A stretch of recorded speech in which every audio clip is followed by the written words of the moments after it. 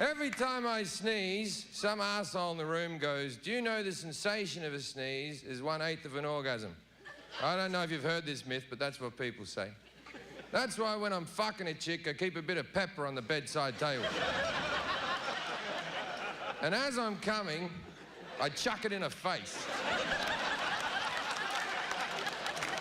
Because she deserves something. Now,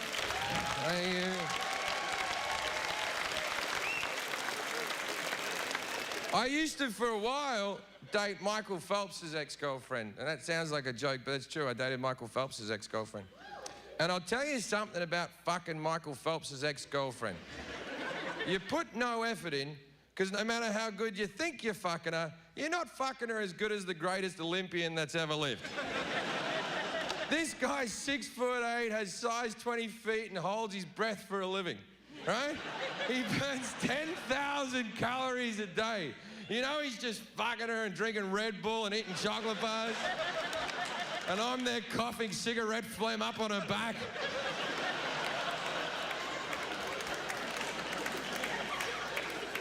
And she always used Mike against me. I call him Mike now. She'd go, Mike bought me this handbag. Mike bought me these shoes. And I'd be like, Mike looks like he has Down syndrome. Why don't you ever mention that? And we don't know for sure that I'm not a better swimmer. I've never timed myself. When I get in the pool, it's for pleasure, not to show off in competition. Right? I can tell you if I ever finish a lap of an Olympic-sized pool, I'll be really, really tired. And you can only assume from that that I've been going extraordinarily fast. Mike took me here, Mike took me there. Mike cheated on you with Miss California. And I could never do that to you. It's not that I wouldn't. I just couldn't. It's Miss California. That bitch has got to be fucking tasty, eh? Like, I'm on the TV a bit. I'm a minor celebrity. I could fuck, like, Miss Delaware is coming to mind. I don't even know where Delaware is, but she sounds fucking ugly, Miss Delaware, doesn't she?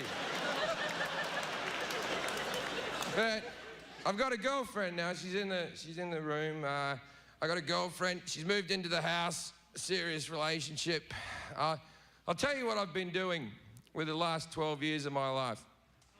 For the last 12 years of my life, I've been traveling around the world having sex with random women. And my girlfriend has told me that that's a really sad way to live your life and kind of depressing. And it's weird, you know, because it felt like fun. I remember a lot of smiling back in the day. I have vivid memories of high-fiving a lot. But thank God she's come along to tell me that I was mistaken. Mate, you might be asking why would I want to settle down. Then I'm at the age now, 35, where I'm thinking of the future. I would like to be a father one day. I think I would be a great dad, I really do.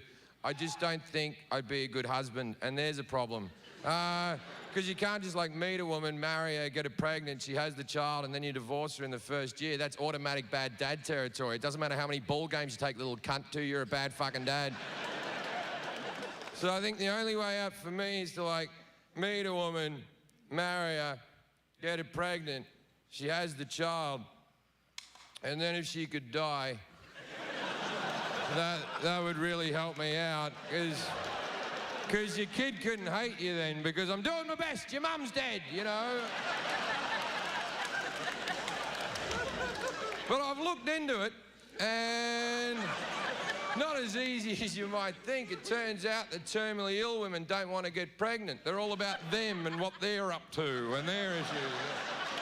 The terminally ill are very fucking high maintenance, if you ask me, so I need to find a woman who doesn't know she's dying, and that's a whole new set of complications. So I need to befriend a doctor. That doctor will have like a cancerous woman come into his office, and he'll be like, oh, you're fine, get out of here, you're wasting my time, congratulations on the weight loss. Then he'll ring me up and go, I've got one. And I'll be like, yay! And then I'd give him a couple of free tickets to a show, we'd call it even. Then I'd meet the girl, I'd be really charming, I'd get her married, I'd get her pregnant, she'd have the child, and then if she could die, that would get me out of a bind. Like, I don't want her to die during childbirth. I'm not a fucking animal, you know, like a few years later after the kid could walk and talk and wipe its own ass and open the fridge and take care of itself to a certain extent. And I'm thinking I want a daughter. I think that would suit me, to have a little 3-year-old daughter, Eliza. I've already named her. So picture me, Jim Jefferies, with little Eliza, struggling through life. Hey, just the two of us. The mum's fucking dead. She's long gone. It's just the two of us. I do what I can. I take her on the road with me because I can't leave her with anyone. She's all I've got left.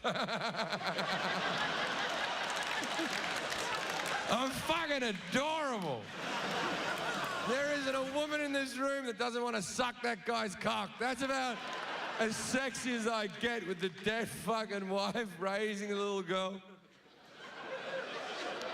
And I would play that card every single day as well. Like, I'd be like in a diner with little Eliza, and as the hot waitress walked by, I'd go, no, mummy's never coming back.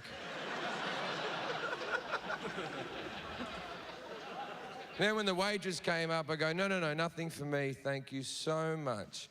But I think someone might like an ice cream sundae. It's her first birthday without her mother. No, no, no, no, it's okay, we're okay.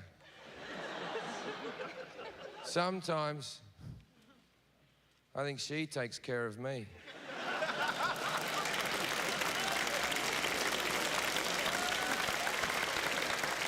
You know what'd be happening later on that evening? I'd be getting my dick sucked and a free sundae.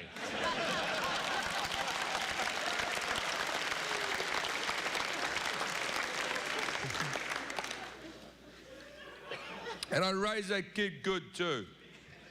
No fucking around. Raise that kid the same way that I was raised. I'd beat the fuck out of it. My mother broke both my brother's legs. Not both my brothers. One brother. Both his fucking legs. Scotty was under the bed going, I don't want to go to school. And Mum's going, get out right now, you're going to school. And he was like, no, I'm not, you can't make me. And she went, you don't think I can make you? And then Scott went, fuck off. Now, Gunter wasn't taking that.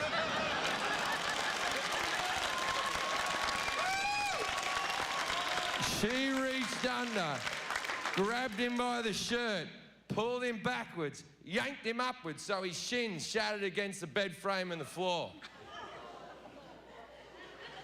Now, on the upside, didn't go to school that day. Got a couple of extra days off to relax.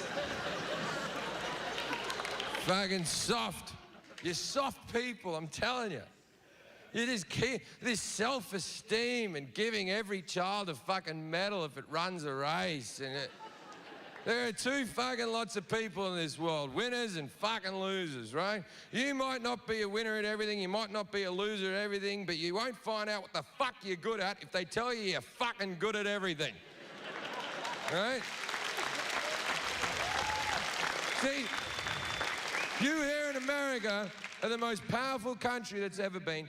You're coming number 27 in education, and that's disgusting, right? But you're coming number 1 in confidence. So you're breeding stupid, confident people. They're the worst employees in the fucking world. All right? So this whole, we're number 1 shit, call it a fucking day, America. China's coming to get you. And you can't stop China, mate, because they're number 1 in education, and they're the bottom of the list in confidence. Their entire society rotates around honour, respect, dignity. Do your homework, learn your fucking violin. So who do you want putting your car together? A little nervous Asian fella with a drill going zzz? Or this guy? Zzz. Perfect. Because you can't compete with the Asians. It's not that they're smarter. They're not smarter. Their infrastructure is infinitely better. The Asians do something that we don't do. They acknowledge stupidity. If you have a classroom of American children, little Johnny isn't keeping up with the other kids, what do? Come on, Johnny, you can catch up. We believe in you. What do you think they do in China when fucking Mei Pang isn't towing the line, eh? Get out of the way, you dumb cunt. Don't talk to the smart kids, you're weighing them down. Go over there and make some shoes and help our economy, but leave them alone.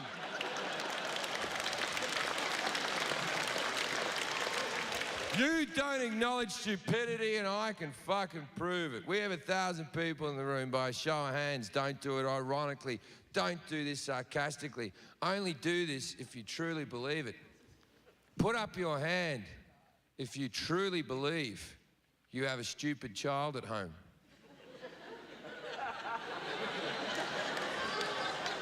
None of you. Well, guess what? It's statistically higher than that. But your child isn't stupid, not your child. Your child has a learning difficulty. That's the definition of stupid. If you have difficulty learning, that's what stupid is. If you find it hard to put information in your head and recall it when you need it, that's textbook stupid. And there's nothing wrong with being stupid. I will take a nice idiot over a smart arsehole any fucking day of the week, ladies and gentlemen.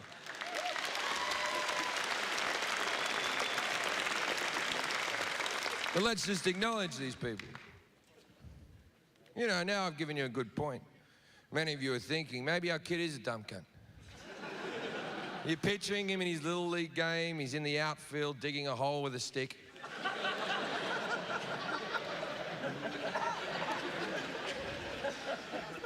I've told you before in one of my other DVDs, but this is how you find out if your kid's a dumb cunt, right?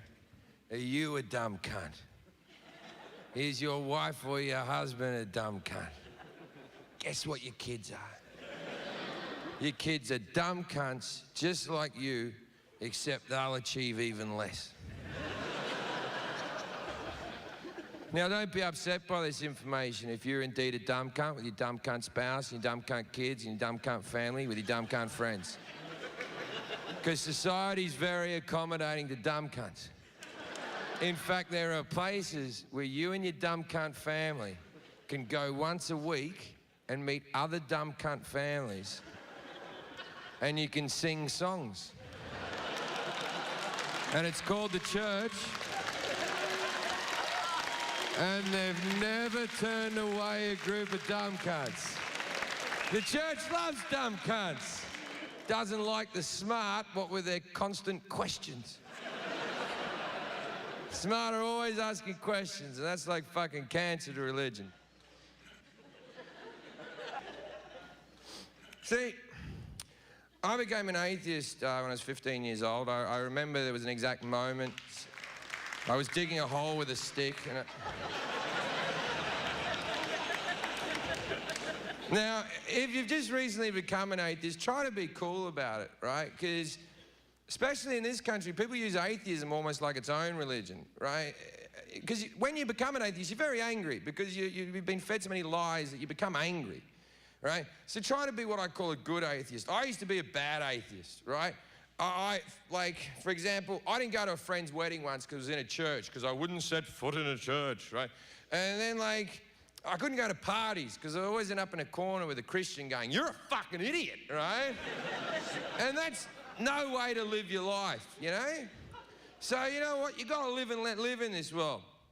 Have the magic man, don't have the magic man. I don't give a fuck. And since I have this new sunny disposition,